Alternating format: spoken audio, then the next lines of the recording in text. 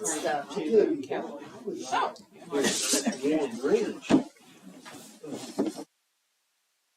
Is he at Boone? He will be. He will be on Monday. He's at Samaritan today, Oh, but they're moving him to Boone tomorrow. I don't think so. And this is down here, we all be hello, Paul. Whoa.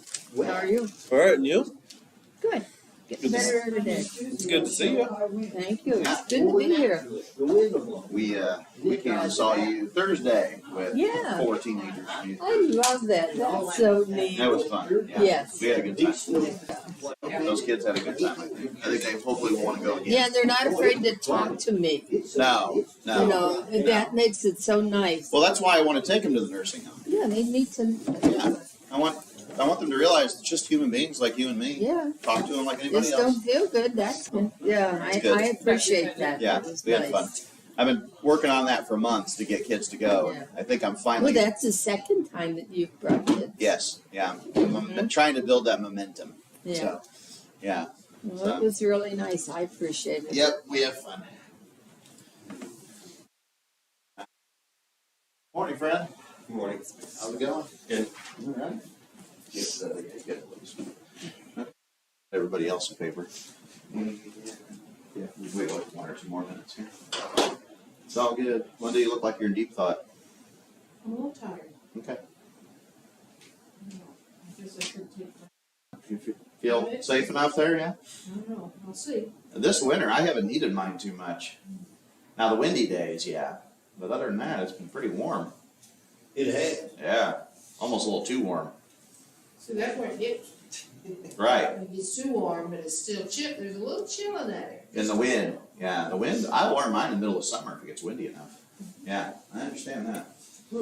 Bothers me here. Just lost your mind. Well, that's true, Wayne. Yeah. We're not talking about that. I wasn't up for debate. No. It's pretty much been solved, Paul. That's a no. Mhm. All right, friends. Well, we'll just go ahead and get started. I know Mickey and Candy and Jim and Rowena are in Texas. Romans 6 is where we are. I know where Bob and Jeanette are. Normally they tell me they're not going to be here. Romans 6, 15 through 19 is where we are.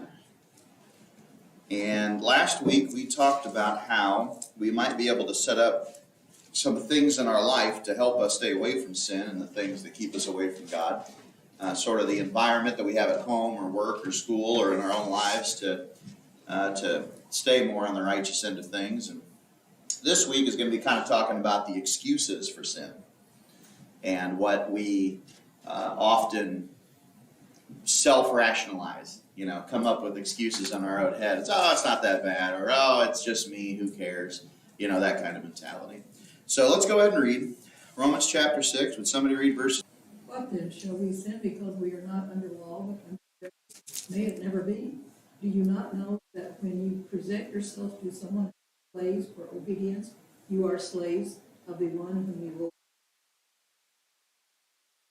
or of obedience resulting in righteousness? But thanks be to God that through you, though you were slaves of sin, you become obedient. And having been freed from sin, you slaves of righteousness.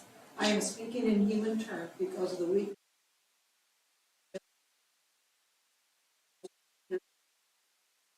Resulting in further lawlessness. So now present your members as slaves to righteousness, resulting in sanctification. Janet. Boy, you read that so smoothly. I feel like you should do an audio Bible. That was really good. You know, I didn't hear a single stumble there. No. That was awesome. Okay, so look at your page there. Starting at the top, ridding the excuses for sin. Kind of looking at verse 15 there. What then? Shall we sin because we are not under law but under grace? Now that's a tricky question, isn't it? And it's something that we might ask ourselves in our mind. Well, the grace of Christ is so awesome. You know, I'm good. I'm saved. So this one little thing won't be a problem. You know, or some form of a question like that. I'll never forget one time I had a teenager that wanted to get baptized, and I had talked to them, and I had talked to their parents, and I thought we were good to go. And then we were supposed to get together to do a little Bible study, and he said, well, my friends want to go to this movie. I'm going to go with him. So I asked him, well, okay, what movie you're going to go to? And he named the movie. And I'm like, I'm not really sure you get why you want to be baptized. Because it was one of those raunchy teen, films where there's a bunch of stuff that no Christian ought to be watching at any age. And he didn't respond to me. And he didn't show up to church the next day. So I got a hold of him, and he's like, I'm not sure I want to do this. And I said, I'm not sure you're ready. Because if you're not ready to let go, then this isn't for you yet. Because baptism is the beginning of the Christian life. We're committed to Christ at that point. Not that we don't make mistakes, but if you know something's wrong and you're going to go do that, well, I don't think you quite get it yet. And as far as I know, he never has made that decision. And I wasn't trying to discourage him as much as I don't want to give people false hope. Just because I get somebody wet doesn't mean they're saved. There's more to it than that. And so, sin is deceptive. And that's the first thing I thought of when I wrote this sheet today. Sin is deceptive. It lies to us. It manipulates. Sin is always going to try to present itself as okay in our minds. Sin never says, hey, I'm wrong. Don't do me. Sin is always like, I'm okay. It's not that bad. Don't worry about it. I might be on the edge, but that's all right. Everybody's on the edge. There's a deceptiveness. There's a manipulation to sin. Now, to make this a little bit more personal, a little bit more applicable, have you ever had a friend who was kind of this way? They were good at rationalizing to you what they were doing or why you should do it, or a little bit of negative peer pressure. Like, oh, it's no big deal. Just, we're going to have a beer, or I'm going to smoke and it's not that big of a deal, or I'm going to go watch this thing I shouldn't watch, or go do this thing I'm not going to do. I think that's possibly even more common, is the company we keep and the pressure they might put on us. So there's a deceptiveness to sin. And sin is often peer pressure to fit in, to not stick out, to blend in. I talk about this with the teenagers all the time in youth group, that sin will take the form of peer pressure. Say, I'm wrong. Sin will always deceive. That's why we fall for it. I think if sin came out with a big banner that said, I'm wrong, a lot of people would have the sense to stay away from it. But because it presents itself as okay, that's where we get deceived. And then just finally, sin is disobeying God. And that's true in the Old or the New Testament. Scripture lays out what's right, what's wrong, what's good, what's bad. And our feelings or how sin presents itself doesn't change that reality. Instances for sin you can think of? Make everybody think here at 9 o'clock in the morning? There something about it that can be falsely alluring? You take TV, for example. You can sit there all day and not find. Yeah, and yet because maybe we're bored, we'll just watch it anyway. Well, yeah, what are you going to do? Right. What did we do before? Right. Right. Or the only time that's really been a big temptation for me, but it has been, is if I'm sick. When you're just ill, You have nothing you else. got nothing you can do. You're just kind of done. That's when TV can become a problem, because you're like, I got nothing else to do, and I can't. When I had shingles, we got our Bible laying on the stand by the bed. when I had shingles for 3 days, and I was like glued to a chair with ice for 3 days, yeah, that's when that temptation comes. Like, I'm bored, I'm annoyed, I hurt. What can possibly take this, distraction away from me? And, sadly, sometimes the first thing we don't think of is to pray. Mm-hmm. Hey, God, I'm here, I need your help. It's, what can I do to distract myself? Yeah. Good thought. Very good thought. Any other excuses for sin you can think of? Common ones? For those of us with kids and grandkids, what are some excuses that they have come up with? I have to tell you about Okay, She's 12 years old right. and today, Yeah, I'm sure, yeah. and, Right, exactly. No. and Levi's only a year younger than that. she's having peer pressure at school. Oh, yeah. Those are all dating, Oh, yeah. so she thinks she should. One thing I like about, I mean, and a lot of schools do this, but Callio School does this too, is they don't permit it within their walls. If they find out that a boy and a girl are dating or whatever, it ain't happening here. You're not talking about it, that, because of the problems it causes, and it's just premature. Yeah, so that's a wise policy. And they're, you take it at church, at school, Right, there's school that, right. Yeah, it does. Yeah, you would think there that, Yeah, I have to tell kids all the time that it is not only, you're 12, yeah, can't go anywhere or do anything. No. Yeah, exactly. There's a lot of that silliness.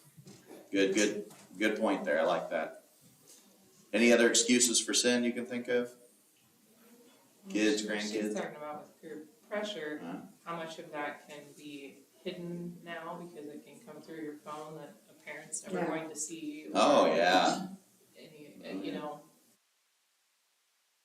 it's That's easy true. to mask some of those things. Right. Oh, for sure. Yeah, or you can hide it so easily. Yeah.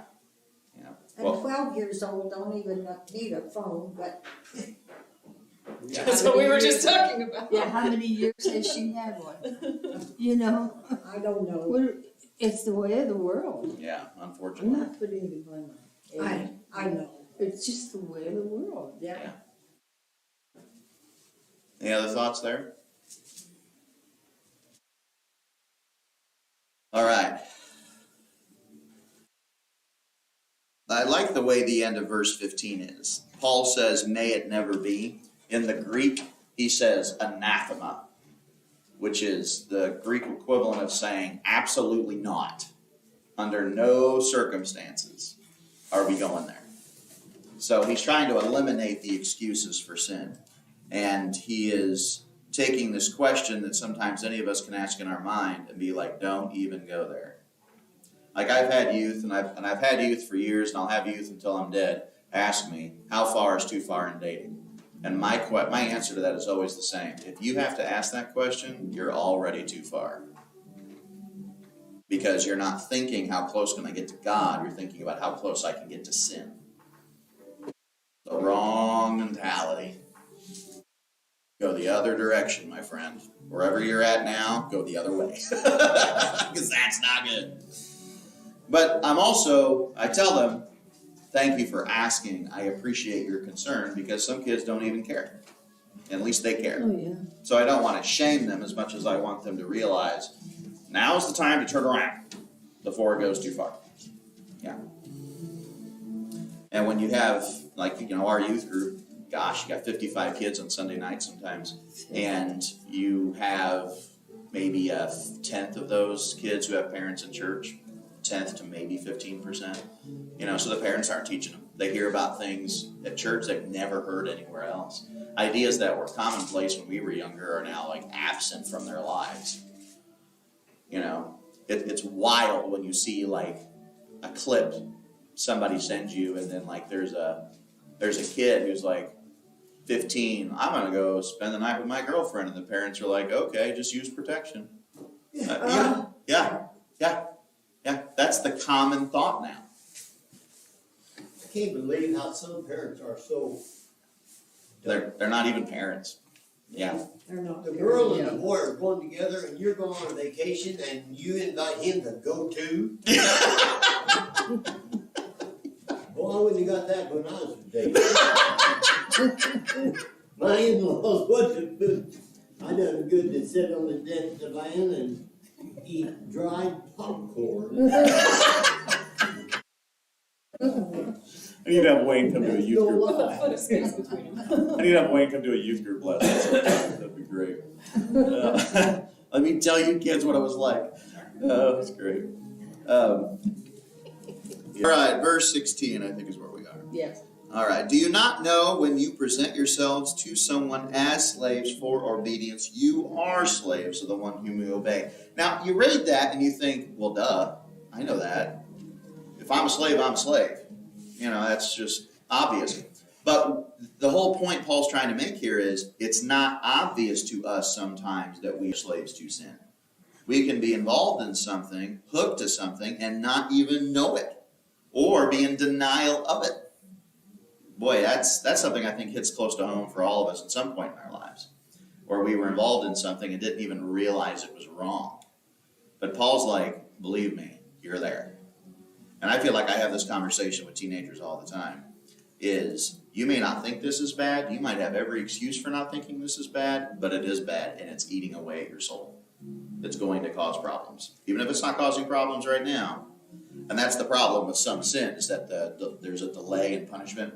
There's a delay in consequences. I'm good. Nothing happened in the next minute, or even the next day or the next week, but it's coming. It's building. Yeah, the deceptiveness of sin. And maybe perhaps the most deceptive part of sin is that sin that somebody gets away with until Judgment Day, and they think they made it. And that is not the case. That's the most tragic of all. In fact, looking back now at my youth, I'm glad there were consequences early on for some of the things I did, or I would have gone even further into them. You know, boundaries are good. Consequences that are appropriate are good. And like Wayne said, parents today just don't get any of that. They don't realize the damage that they're doing. For sure. And then this next point is we're a slave to sin or a slave to righteousness. There's no such thing as not participating in this situation. In all things, we are either giving ourselves to God or giving ourselves to the flesh. And the truth is, we're going to be utilized by God. The only question is, are we going to be utilized by Him as a family member, as a son or a daughter of the kingdom, or evil people that still serve? Chris's favorite book is that Habakkuk's like, the Chaldeans are worse than us. Why are you using them to punish us? And God's point is, well, you're both wrong. You're both going to get punished. What difference does it make?